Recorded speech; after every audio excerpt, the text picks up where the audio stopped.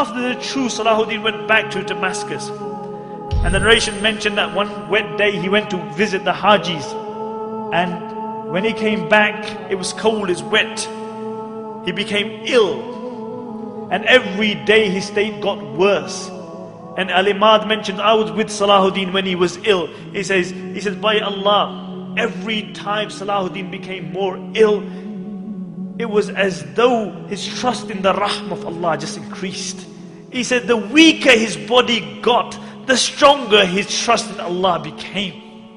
And even in that state, Salahuddin couldn't go to the masjid anymore.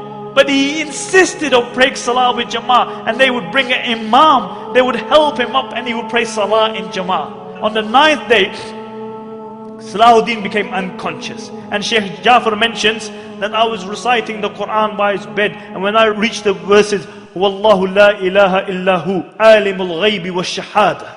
He is Allah and no Lord besides Him, the knower of the unseen. He says Salahuddin had been unconscious for a while. And I heard a faint voice saying, Sahih, you have spoken the truth. And he mentioned, for 3 days I recited the Quran by the bed of Salahuddin. And he said, on the final day when he passed away, I reached the verse, La ilaha illahu alayhi tawakkaltu. There is no God but Allah, and upon Him I trust. And I saw Salahuddin's face become radiant, and he recited the Shahada, and he left this dunya. And Ibn Shaddad mentioned that this was the greatest calamity to befall the Muslims since the demise of the Khulafai Rashidun. Ibn Shaddad mentions that many times I had heard the saying that I wish I could die on this place. And I always thought that this was an exaggeration. But he said, I realized the reality of that statement when Salahuddin passed away. He said, I wish I could have died on the place of Salahuddin. And Abdul Latif, the famous physician, says that he was mourned like a prophet because everybody loved him. The good loved him, the bad loved him, the Muslims loved him, the non-Muslims loved him. Everybody loved Salahuddin. And what did this king leave behind him? King of Egypt, king of Syria, Lebanon, Yemen. What did he leave behind him?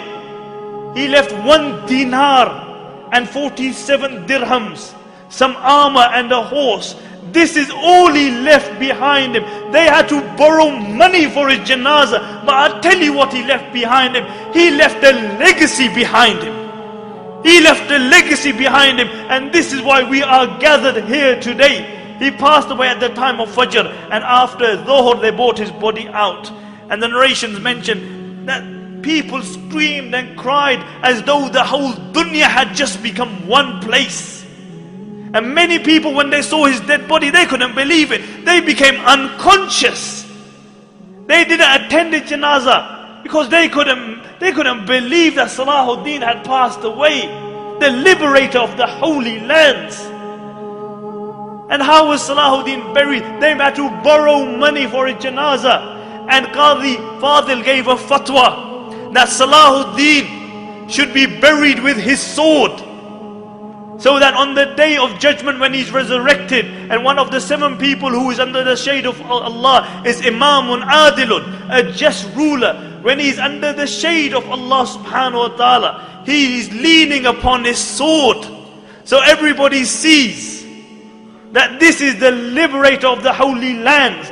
And on his tomb they wrote, because this was the man who liberated, this was the man who flung open the gates of fortresses and castles of the Christians, one after the other. And on his tomb they wrote, Oh Allah, as his final victory, open for him the gates of Jannah. Open for him the gates of Jannah. And my dear respected brothers and sisters listening at home, Salahuddin is one of the greatest heroes of Islam. And this is why we have gathered here to remember this. But the problem with many Muslims has become today, or with all Muslims, is that we live off our legacy. As a poet says, he said the Muslims come to the grave of Salahuddin, and they come again and again. And what do? They stand by the grave of Salahuddin and they say, Qum ya Salahuddin, Qum. Oh Salahuddin, stand. Stand up, oh Salahuddin, we need you. Can't you see what's happening in Iraq? Can't you see what's happening in Afghanistan? Can't you see the supine, spineless leaders that we have? Oh Salahuddin, we need you to liberate the holy lands. The poet says they come and they say, قُمْ يَا صَلَاحَ الدِّينِ قُمْ حَتَّى اشْتَكَ مَرْقَدُهُ مِنْ حَوْلِهِ الْعَفُونَ. He says, they come to his grave and they say, oh Salahuddin, stand, stand. Until his grave began to complain about the stench around it. And the poet says, كَمْ مَرَّةً فِي الْعَامِ تُوقِذُونَهُ كَمْ مَرْعَةً عَلَى الْجِدَارِ الْجُبْنِ تَجْلِدُونَهُ أَيَطْلُبُ الْأَحْيَاءُ مِنْ أَمْوَاتِهِمْ مَعُونَةً. He said, how many times in the year are you going to wake Salahuddin up? He said, how many times are you going to whip Salahuddin for your own cowardice?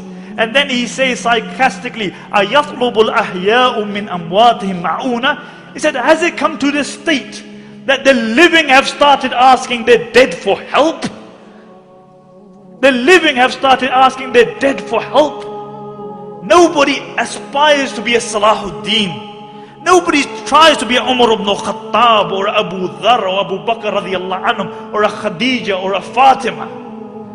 Nobody aspires to be like them. We live off our legacy. You know, we remember these people, but none of us aspire to be like them. We can't be cowardice because we believe in a hereafter. You can't celebrate the life of Salahuddin and Umar ibn Khattab and then be cowardice yourself.